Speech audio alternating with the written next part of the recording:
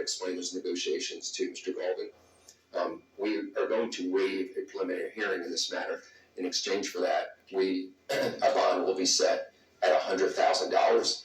Mr. Golden will be able to use a commercial company to make that bond. That will be an aggregate bond covering everything in total, as contained in the charging instrument. All right. Thank you, Mr. Finley.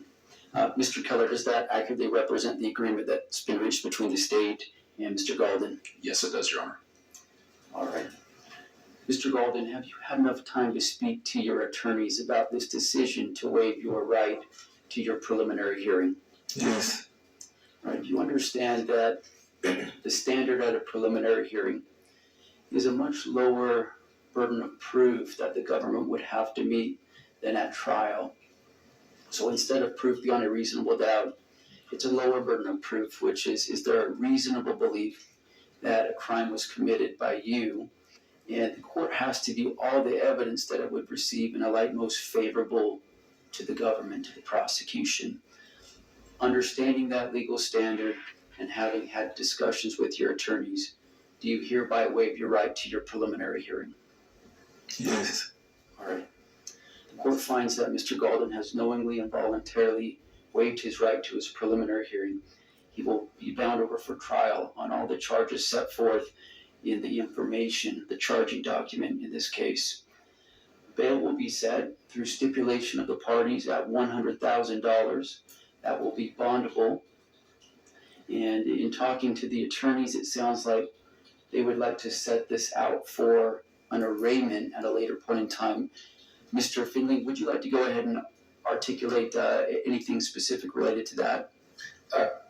Yes, Your Honor. As discussed in chambers, and I explained to Mr. Golden, even if it's set up for arraignment, say in 60 days, the court has made it clear through discussion with counsel, if there is a resolution well before then, we're welcome to come back before Your Honor at any point in the future. Okay, very good. So we'll set Mr. Golden's arraignment out in about 60 days. That arraignment would take place through WebEx. We'll have Mr. Golden brought here to the courthouse, and then if Mr. Finley would like to appear remotely for that hearing, he may do so. Also, if the attorneys reach some sort of resolution prior to those 60 days expiring, then just reach out to Angie and we'll get that on my calendar in a timely fashion. Angie, a date about 60 days out for that arraignment on a Monday morning probably. July 1st, at what time? 9? Okay, so that would be July 1st at 9 a.m. or 1:30 p.m. Mountain Time, whatever you'd prefer. Either one. Okay, let's do 9 a.m. Does that work for the state? It does, yes. All right, Mr. Golden, your arraignment will be July 1st, 9 a.m. You'll be brought over from the Cache County Jail, assuming that you're still incarcerated. If not, you'd be able to appear remotely for that hearing as well, or appear in person, whatever your preference would be. Is there anything else that needs to be stated on the record here today, counsel? On behalf of Mr. Golden. Nothing further from the state.